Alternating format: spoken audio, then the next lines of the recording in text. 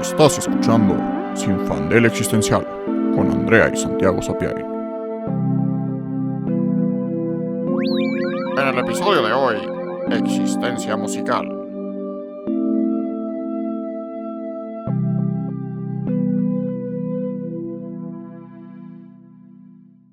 Hola, yo soy Andrea. Y yo soy Santiago. Y en el episodio de hoy tenemos un invitado muy especial, compositor, músico y el encantador de peces, Tomás Barreiro.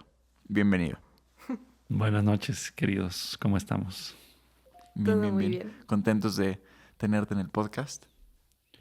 Pues yo venía en mi coche de camino pensando y se me ocurrió que la música es el ente más existencial de todos, porque simplemente tiene que vivir adentro de ti antes de poder estar en cualquier otro lado.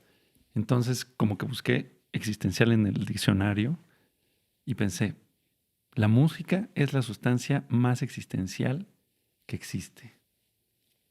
¿O qué opinan? Está bueno, está muy bueno. Y creo que para abordarlo un poco más personal, para ti, ¿cómo fue ese primer acercamiento a la música? Pues para mí fue muy familiar. ¿Ok? En mi casa tocaban guitarra, tocaban piano y mi mamá nos molestaba. Agarren la guitarra, agarren el piano. Y nosotros, yo y mis hermanos, no, qué flojera. Hasta que un día yo escuché a alguien tocar así de una manera muy especial la guitarra y dije, yo tengo una de esas en mi casa. Y pues ya me acerqué, me puse a tocar y el deporte favorito de la familia en ese entonces era el karaoke vivo con guitarra en las fiestas. Okay. Entonces, en el México de los 80s, en las Navidades, se acostumbraba sacar la guitarra y que las tías cantaran los éxitos del momento. Luego venían las canciones españolas, recordar a los abuelos, recordar a las abuelas. Y pues fue para mí muy lindo aprender desde pues la praxis familiar y festiva y así súper informal. Okay. Y eso me marcó, para bien y para mal. Y desde ahí sentiste o sea, como lo abordaste de una manera tan familiar, ¿en qué momento sientes que se volvió más como abstracto, ¿no? Una cosa más lejana o más compleja. Pues siempre se volvió siempre es muy abstracto. O sea, tú quieres tocar un acorde en la guitarra cuando tienes 4 o 5 o 10 o 15 o 20 años y te tienes que meter a un universo de, a ver, los dedos, el traste. Y entonces, bueno, hay un chiste que contaban en mi familia, era que estaban Tomasito y Mateo, mi hermano, Uh-huh. y mi mamá nos preguntaba, y bueno, ¿no tienen nada más que decir? No, mamá. Y tocaban la guitarra. Como todo lo que no se pudieron quejar o estaban tristes o contentos, pues lo sacaban con la guitarra y con el piano. Creo que sí está muy interesante. O sea, me gusta tu tesis que la música es justo de lo más existencial porque... No sé, o sea, sí es interesante. O sea, un poquito de contexto, justo Andrea y yo no tocamos ningún instrumento. La puerta. Andrea sí canta, a mí bueno, me consta. Andrea canta. Yo tengo un poquito de educación musical en cuanto también canto por teatro musical. Y año y cacho de piano en el que, pues justo, aprendí lo básico y ahorita no podría tocar muchas cosas, pero me sirvió mucho para entender lo básico, o sea, justo como para entender cómo va el lenguaje de la música. Pero bueno, de todas maneras, pues justo eso fue un poco más tarde en mi vida. Pero desde muy, muy, muy chiquito me encanta la música. A mí también. Me encanta. De lo primero que quise de chico era un iPod. Creo que tuve un iPod, era un iPod Shuffle y yo tenía como 10 años y me urgía un iPod Shuffle. Yo no quería teléfono ni nada, yo necesitaba música y escuchaba música todo el tiempo y le pedí a mi papá que me cargara música porque pues en esa época era de el CD y mete la música a iTunes y luego pásala al iPod y luego también... O LimeWire, si eras medio aventurero. Mi papá era LimeWire porque mi papá es obsesivo de la música, entonces de ahí bajaba todo porque comprar... ¿Te acuerdas que cada canción de iTunes costaba, no sé, sí costaba, o sea, Estaba como estaba 12 a pesos. 12 pesos Sí. cada Que canción. es lo que cuestan hoy, ¿no? Sí. Ajá. 20 años después. Sí. Pero bueno, pero justo sí me gustó mucho y siento que es muy interesante porque soy una persona muy lógica y muy racional, ¿no? Y también me gusta y le sé a otras artes, la escritura y la pintura y el dibujo y en eso sí como que fui entrenado desde muy chiquito y siento que son un poco más entendibles, son un poquito más lógicas, racionales, como que justo, o sea, si ves una pintura puedes entenderlo o hay algo mucho más claro que entender. Es Y siento que tangible. es un poco más tangible. Y la música, siento que solo, o sea, claro que se puede entender, pero en una primera instancia se siente. O sea, creo que es algo que sientes y que no tienes que saber si justo el acorde de fa sostenido se usó después de el de la whatever para saber si te vibra o no, si te está funcionando o no, si te mueve o no. O sea, puedes ni siquiera estar entendiendo el idioma que están hablando y te mueve. Creo que es algo que te habla directamente a las emociones. Y creo que también, pues, justo ya un rollo más personal de que me encanta la historia y esta idea como del legado de la humanidad. Pero siento que la música es algo que nos conecta mucho con nuestra historia humana, o sea, de la especie de miles de años atrás. O sea, creo que es los inicios de la cultura, los inicios de la sociedad y los inicios de un pensamiento abstracto mucho más complejo que después nos llevó a pues, ser la civilización que somos ahora. Y creo que está muy padre cuando cuentas historia que tu acercamiento a la música fue en justo este contexto de familia, festejo, celebración, expresión, porque siento que es ahí donde la música es como más rica, ¿no? Como esta actividad en colectivo que me remite a humanos rodeando una fogata haciendo Haciendo ruidos ruidos. con lo que tenían. Es muy rara porque tú piensas, eh, hay ruidos en la naturaleza, hay imágenes que tú puedes volver a plasmar, por ejemplo, en el caso de la pintura o bla, pero la música es muy artificial a la naturaleza, Sí. pero al mismo Claro, tiempo claro, sí. es intrínsecamente humana. O sea, la manera en la que un bebito se pone a mover el pie cuando oye un ritmo, eh, es decir, la música es supernatural en el humano, pero fuera de eso, la música es lo más artificial que existe. Son frecuencias, números, y es chistoso lo que dices, que como algo tan matemático puede trasladarse a tus emociones de una manera tan inmediata, casi como Sí. un láser, ¿no? Como, Sí, sí, sí. oyes algo y Justo Exacto. le estaba contando a Santi justo de camino para acá que a mí me pasó, yo soy súper emocional y soy muy expresiva con lo que siento, aunque no quiera. Y una vez estaba en una cita, hace 1000 años, estaba en la Ibero, y fuimos a comer a un restaurante en Coyoacán. Era un dude con el que salí creo que 2, 3 veces, algo así.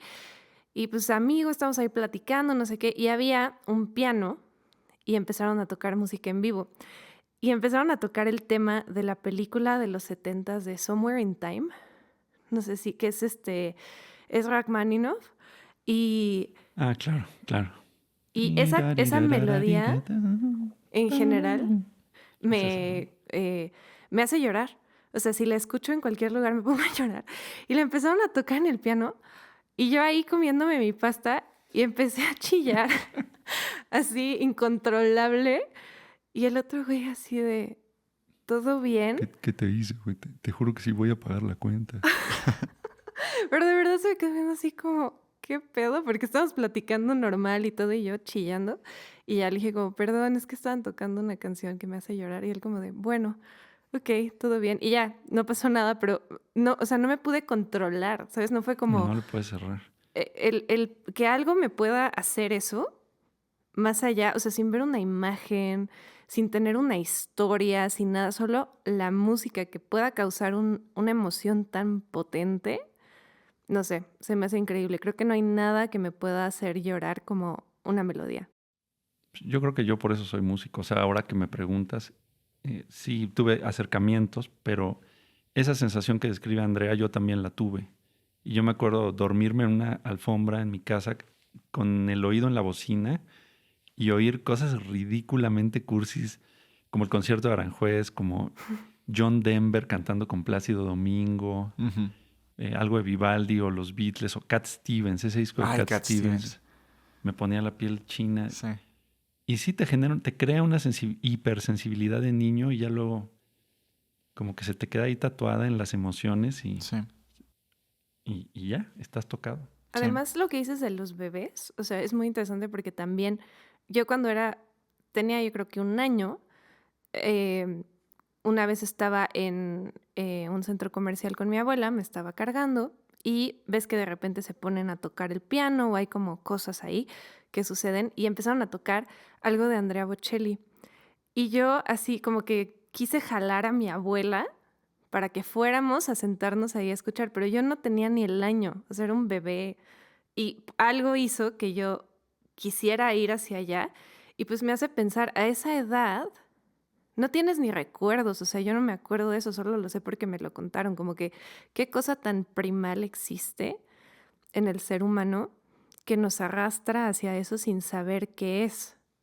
Está cañón. Existencial. Sí, sí, sí. Sí, y creo que, o sea, el concepto ahorita se me hizo súper interesante que es lo más artificial. O sea, una pintura se asemeja a lo que vemos, la foto, el cine, incluso la danza. O sea, como que existe, pero la música, Nada. nada. Patrones parejos de... De hecho, si tú comparas el sonido natural con el sonido musical, Sí, la gran diferencia es la periodicidad, Mm. tanto en el ritmo musical como en las alturas musicales. El ritmo musical es lo mismo que las alturas musicales en cámara súper lenta, ujú, ¿no? O sea, decimos la 440 porque hay un micropulso ahí metido. Y si lo vuelves lento, pues ya se vuelve a lo mejor el ritmo de una batería. Pero es muy extraño que sea, de hecho, tan mecánico lo que lo diferencia del canto de los pájaros, de una cascada, del viento. Pero para nosotros es muy natural. A lo mejor es porque somos reptilianos o sí, sí, sí. algo así. Sí, no, sí, está interesante. Me hace pensar un poco en... Hijo, es que les digo, yo ya me meto en mis temas, pero en el corazón. O sea, al Ujú. final, pues justo, o sea, de lo primero que percibimos en el sentido de percepción sensorial, como seres vivos cuando pues ya somos un poco más personas dentro del vientre materno, es el corazón. O sea, es el pum, pum, pum, pum, pum. Y siento que es en la naturaleza lo que más, pues justo tiene un ritmo, justo como un poco más de constancia. Y creo que seguramente hay estudios que dicen esto, pero, o sea, pero que el tambor pues sabe, o sea, no sé, o sea, ese pum, pum, pum de la batería Pero en ya una o canción sea, me encanta o sea, nos podríamos lleva a decir eso, ¿no? que la música es la metáfora de estar buscando el corazón de nuestra madre Sí, sí, sí. el resto de nuestra vida. Wow. Tomás Barreiro 2023. También vamos a dar un curso de autoayuda. Sí, sí, sí, sí, sí. Pero está cañón, sí. Y que a mí algo que se me hace muy interesante es como hay emociones muy particulares dentro de la música. Yo hago muchas playlists de cosas que yo siento que se parecen, pero no que se parecen como en forma, sino en lo que me hacen sentir. Y es súper interesante ver cómo, pues cada quien tiene sus playlists, ¿no? Y cada quien tiene sus ideas de lo que una canción les hace sentir. Y tiene que ver, sí, con el contexto, pero siento que también con algo de lo que sí existe dentro de la pieza, ¿no? Y luego es interesante ver cómo sí hay consenso.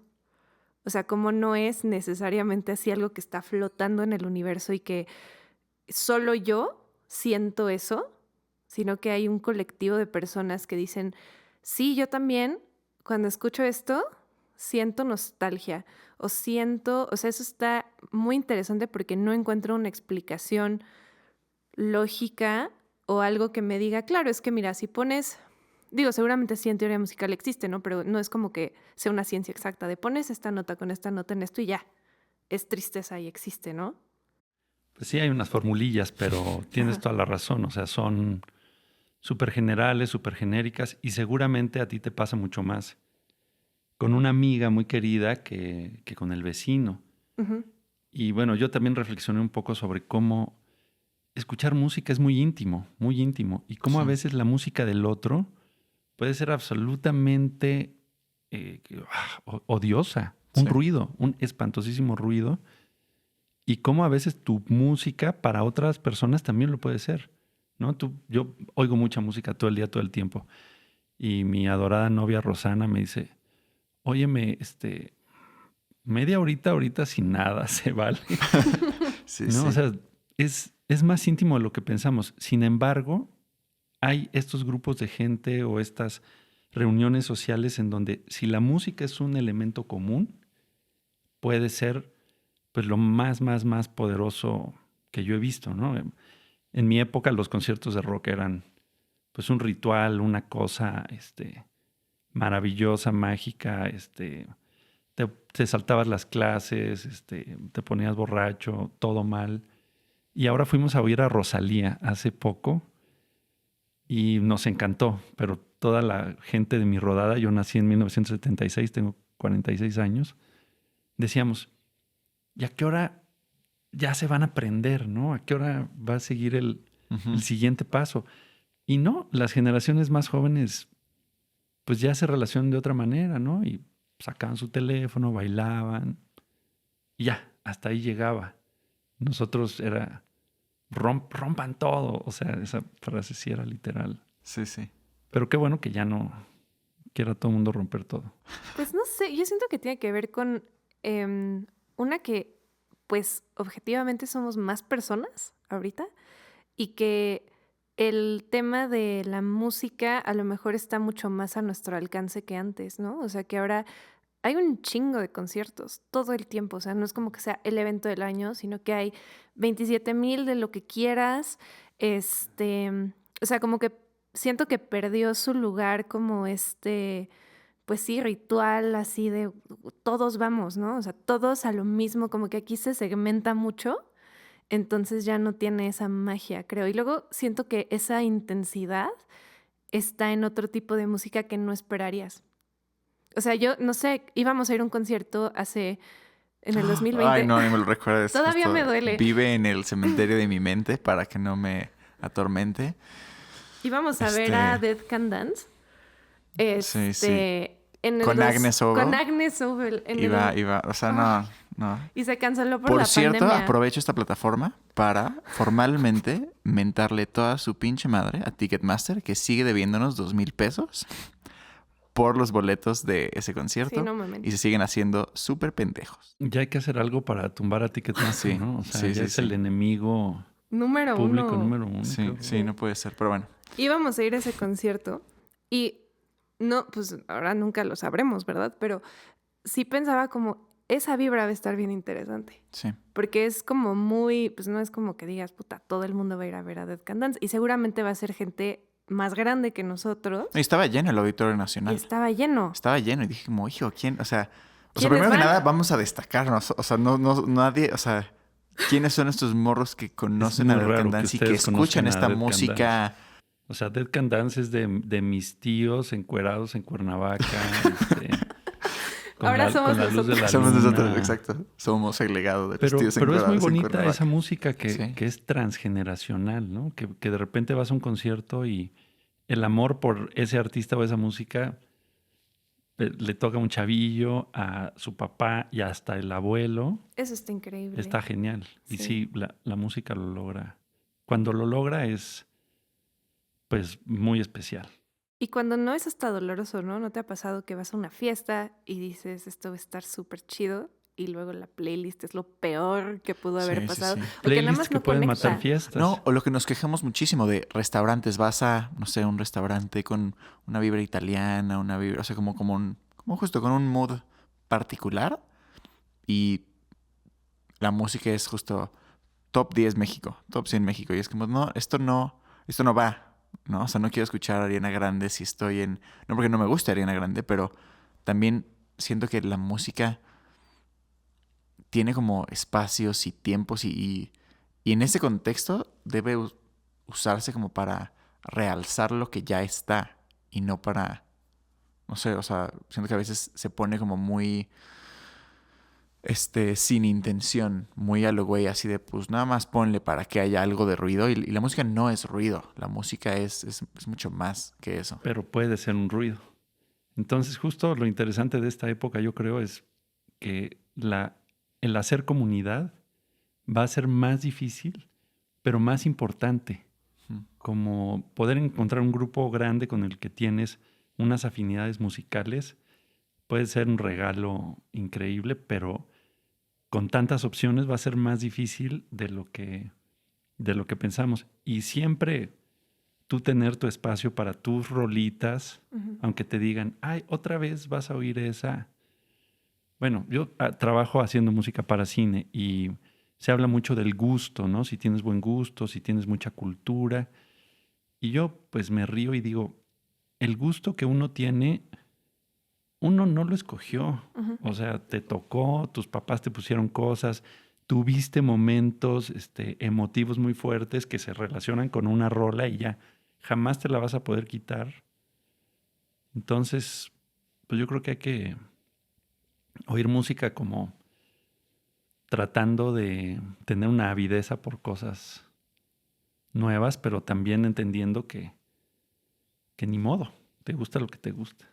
Claro. ¿Y tú cómo llegaste a, pues, yo sí creo que tienes un estilo en lo que haces? O sea, no he escuchado absolutamente todos tus soundtracks, pero sí he escuchado muchos.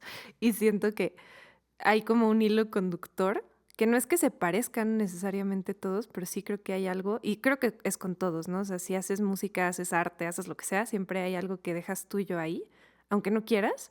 O sea, aunque a veces digas, por ejemplo, nosotros con los guiones, que es como, no, obvio, eso no se trata de mí, pero siempre se trata de ti de alguna manera. Sí. ¿Cómo llegaste a eso, a saber lo que te gusta o no te gusta? Pues a mí me encanta del cine, de hacer música para cine, que hay un abanico muy grande. Y se me da, yo tengo muchos amigos muy queridos que se les da tener un lenguaje propio súper abstracto y ser como un compositor en forma. Y eso es justo como cerrar, ¿no? Y a mí lo que me gusta del cine es abrir, que tienes que hacer un reggaetón, tienes que hacer un tango, tienes que hacer música orquestal, luego te mencionan a John Williams y luego te mencionan a Wendy Carlos. Y eso me gusta, pero siento que, o sea, me encanta, sí, para mí como maestro de música siempre he opinado, no se lo digan a nadie, pero yo pienso que copiar es una gran escuela. O sea, hay maestros que están en contra de eso, pero para mí copiar es importantísimo, es pues entender, o sea, ¿cómo vas a decir algo si no entiendes primero cómo Beethoven lo hizo? Copia una sonata, cópialo. Y bueno, entonces en el copiar me encanta que tú sientes que estás yéndote para otro lado, pero que no puedes evitar que tu propia personalidad se cuele ahí gotita a gotita. Y ya pasan los años y empiezas a ver el trabajo y dices, pues sí, ya tenía claras estas cosas, pero no estaban puestas a propósito. Las fui descubriendo queriendo voltear a otro lado. Okay. Eso me gusta. Pues creo que es muy común también en la escritura. O sea, yo cuando aprendí a escribir prosa, le copiaba a los autores que me gustaban. Y digo, sin saber, yo nunca como que lo estudié así en forma, más bien cuando tenía 13 me dio la loquera y dije, ay, voy a escribir una novela. Y sí escribí la novela, está por ahí en mi computadora y seguro es terrible porque tenía 13 años, ¿no? ¿Pero qué novela te llevó a escribir esa novela? Isabel Allende. Leí La ciudad de las bestias y luego los otros 2 libros cuando tenía 12 y me obsesioné. Y empecé a escribir como Isabel Allende porque era lo que conocía. Claro. Y era copiar. Y digo, también siento que lo hice un poco no a propósito, sino como de, pues, así se escribe una novela, ¿no? O sea, tú a los 12 años no entiendes que hay como muchas formas. Es como, pues, eso leí, así es. Y para tu cerebro en ese entonces, esa era la neta de cómo escribir una novela. Claro, tenía es todo lo el que era. sentido del mundo. Era como, pues, estos son los bloquecitos que tengo para armar lo que quiero. Y luego, pues, seguí leyendo más cosas y entendí que había otras maneras, pero sí siento que es súper útil copiar. Y porque, como dices, creo que es imposible sí copiar al 100% lo que sea. O sea, por más que lo intentes, como dices, tu personalidad ahí se sale. Exacto. Exacto. Sí, totalmente. Yo estoy súper de acuerdo. O sea, creo que la... O sea, incluso podría argumentar, siento que la originalidad pura no existe, ¿no? O sea, y... No. No sé, o sea, en el cine, yéndome otra vez a este cliché de que solo existen 36 historias, ¿no? Es o el hombre contra sí mismo, contra el mundo, o esto, bla, bla, bla, bla, y que todas son alguna versión de esa. Y si lo analizas, sí, ¿no? Y que, o sea, y en el arte todo ha sido como una construcción sobre lo que ya hubo, o una deconstrucción de lo que ya hubo, pero siempre es sobre lo que existe. Y justo, o sea, como que partimos de algo y no es que sea copiar en el sentido de justo de hacer plagio, como, ¿no? Como se maneja en la academia, o de no ser original, o de, pues justo, en copiar para engañarte a ti mismo, ¿no? Y decir como, no, pues sí soy bueno, porque... Al contrario. O sea, al contrario, justo, siento que aprendes mucho de copiar, aprendes a ver, oye, pues escribe...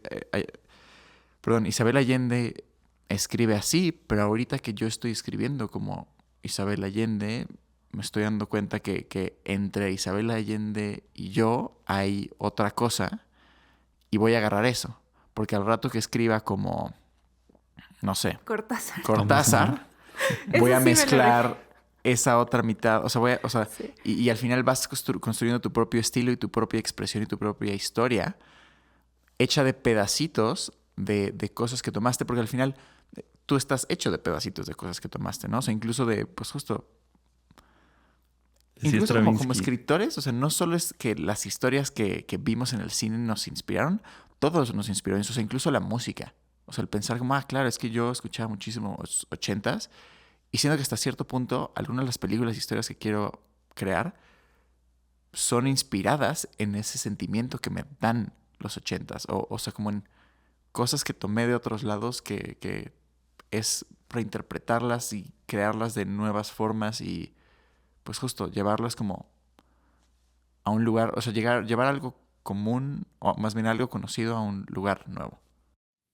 Decía Stravinsky, un buen compositor roba, un mal compositor copia. Claro. Pero esa diferencia es padrísima, ¿no? ¿Qué es robar? ¿No? ¿Cómo te puedes hacer Claro. tuyo, algo de alguien más? Y porque luego es cuáles son tus referencias, ¿no? Que si tienes una referencia muy conocida, es como, pues sí, obvio, lo sacaste de ahí. Pero luego es como, pues es que lo vi en una película polaca de los 80s, ¿no? Y te lo copiaste y nunca Cold nadie lo va a War. saber. Sí, Qué buena está, ¿no? sí, justo.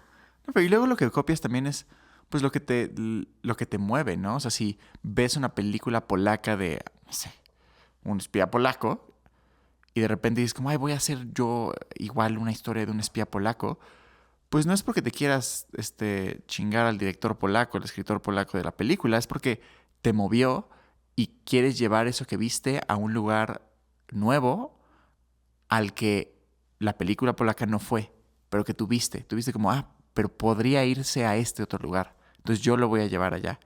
Y en esa exploración descubres mucho más cosas. Y justo, y te descubres a ti mismo como creador y como artista. Sí. Y Exacto.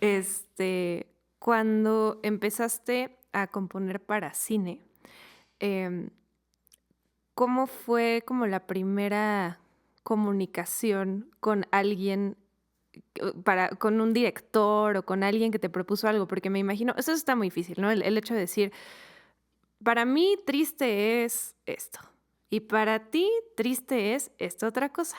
¿Cómo vamos a entendernos? Y más si, por ejemplo, yo, pues cuando platicamos de Socorro o de Galindo, yo no tengo lenguaje musical, yo te puedo hablar en emociones, pero ¿cómo sentiste esa primera interacción? Bueno, eso que describes es lo más difícil y lo más padre de mi trabajo. Uno como músico sofisticado y culto, te empieza a pasar que entre más música conoces, más te empiezas a alejar de lo que para la gente normal es triste y es alegre, y empiezas a meterte en unos recovecos pues normales de pues conocer mucha música y tener una cultura sofisticada, pero al mismo tiempo el director es el dueño del proyecto, es el que tiene la visión y en resumidas cuentas mi trabajo tiene que ser metabolizar lo que esa persona quiere decir muy a pesar de mis deformaciones profesionales. Entonces, pues es padrísimo y es muy difícil, pero yo digo, ¿cuándo empieza una película? Ya firmaste un contrato, ya tienes un reporte increíble con la directora, con el director, ya viste un corte, ya te emocionaste, ya compusiste tu sinfonía maravillosa, perfecta para la película, la ve tu director y te dice, está padre, pero no va por ahí. Vamos. Ahí empiezas la película, ¿no? Y lo que me encanta de esto es que, pues al final del día, ¿qué es hacer la música que sea la mejor para la película? En donde tu ego no te estorbe para trasladar las ideas del director. Y no importa que no sepas de términos musicales, al contrario. Mi trabajo, si tú me contratas, mi trabajo es entender cómo escuchas y entender qué quieres escuchar y quitarme yo para que eso que tú quieres, yo esté a tu servicio y pueda ser plasmado poderosamente. Claro, pero debe ser muy interesante también a nivel personal, pues que te metes en la mente de esa persona, ¿no? O sea, no me imagino que alguien te pueda transmitir cómo escucha sin que pues termines aprendiendo mucho de quién es el director o la Claro. directora. Sí, es difícil y es lindísimo y obviamente hay directores que son súper cultos y con quien puedes tener así una discusión pues bastante profunda musical, pero hay directores que, o sea, lo único que quieres de un director es que sepa lo que quiere. No importa, o sea, puede haber alguien que te hable de tecnicismos musicales, pero si es errático, errática, Claro. ya no. Si hay alguien con la cabeza muy sencilla, pero te dice, quiero esto, y te lo transmite chiflando, poniéndote un ejemplo, pero quiere eso. Por ejemplo, ahora estoy trabajando mucho con José Sierra, que es un chico jovencito, muy brillante y que pues, ha hecho una película, está filmando su segunda, pero él es tan transparente en lo que quiere que me encanta trabajar con él porque, no sé, como su drive hacia su seguridad hace que todo fluya increíble. Ok. Y es difícil, o sea, eso que dices de saber lo que quieres, pues sí está cabrón. O sea, Está muy cabrón. es todo, creo que un trabajo de realmente explorar qué es el proyecto, ¿no? O sea, que creo que muchas veces este tema de si una película es buena o mala, muchas veces es más como, es que la película no sabe qué es. Exacto. O la película sabe muy bien qué es, pero a lo mejor y no resuena tanto.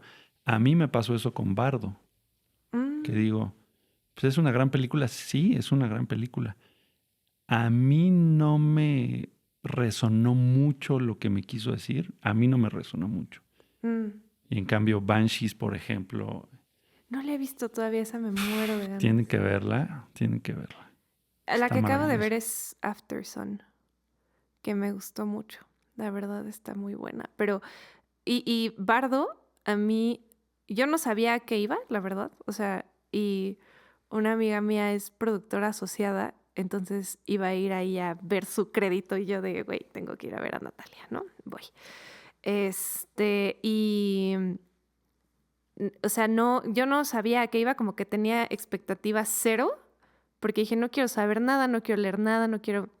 Y llevé a mi mamá. Y dije, a ver, ¿no?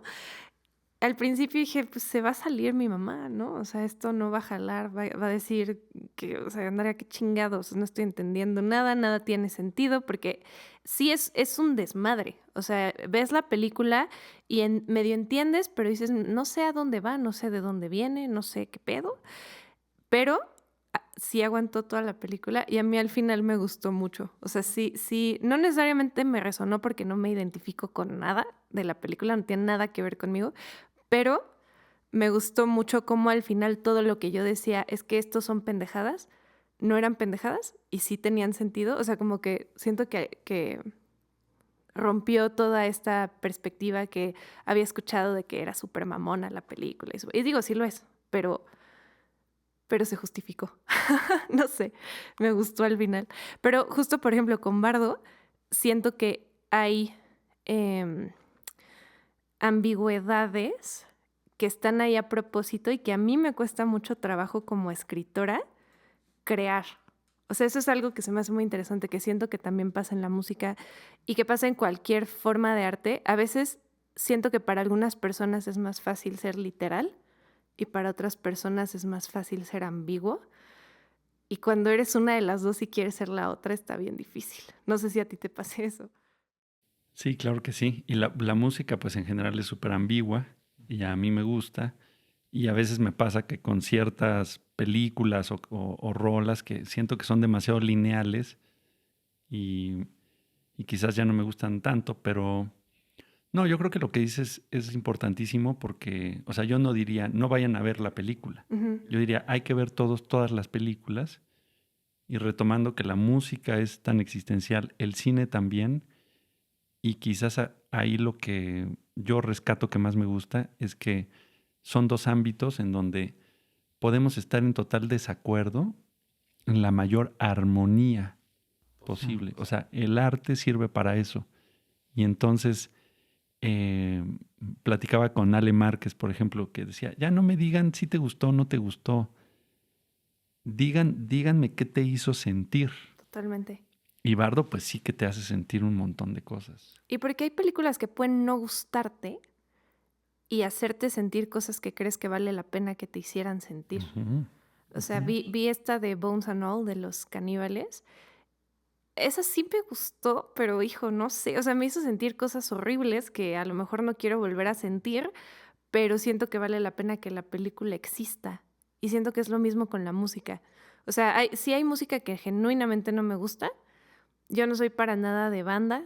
La banda no me gusta el reggaetón en general, o sea, en contextos muy específicos, pero entiendo por qué existe. Y también siento que ahorita hay una resignificación de ciertas cosas que en otros ámbitos luego están clasificados como malos, entre comillas. O esto que decías del gusto, ¿no? El buen gusto y el mal gusto, pues tiene tintes súper clasistas, ¿no?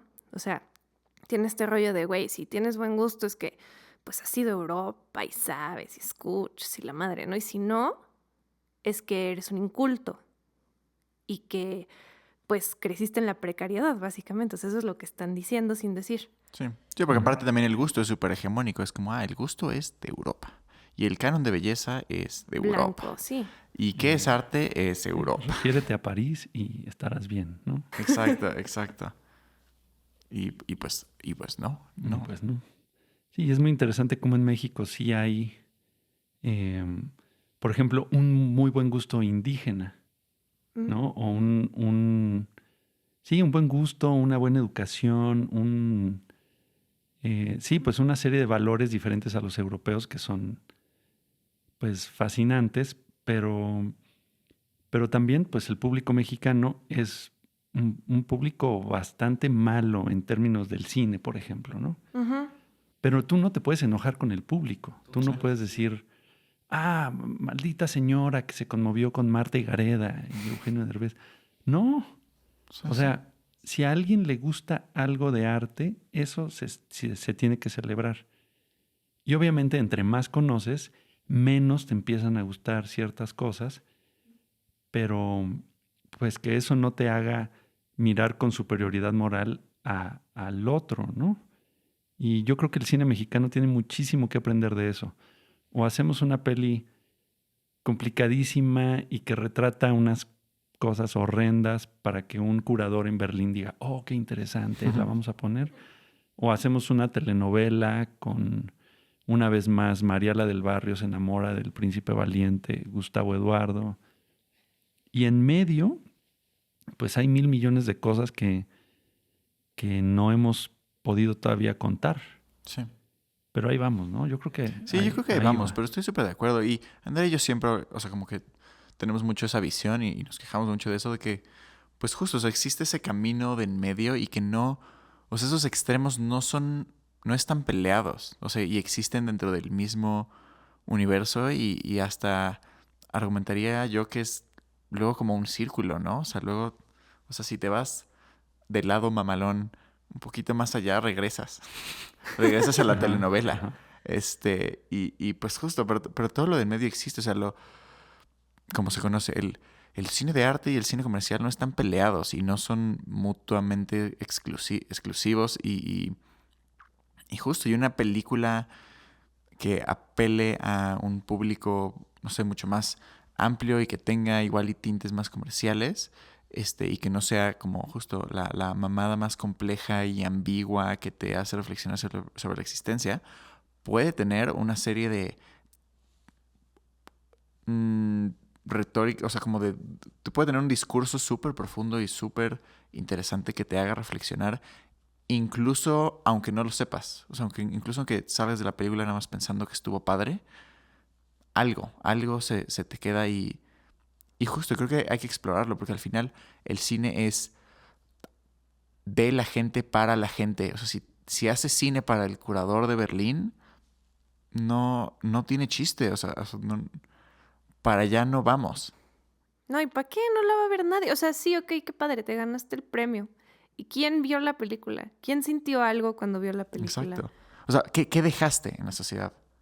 O sea, ¿a quién le llegaste? Claro. Pero luego puedes hacer algo que según tú...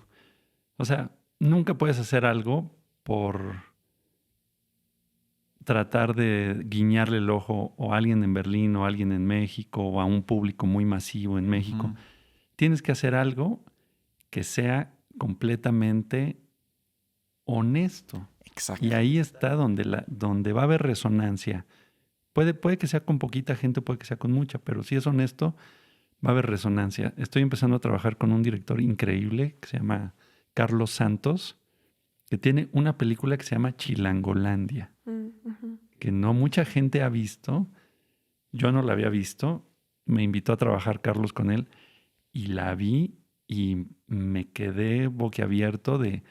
Es una película poderosísima que evita los clichés de clases sociales, que tiene personajes morenos, güeros, trans, y se siente una horizontalidad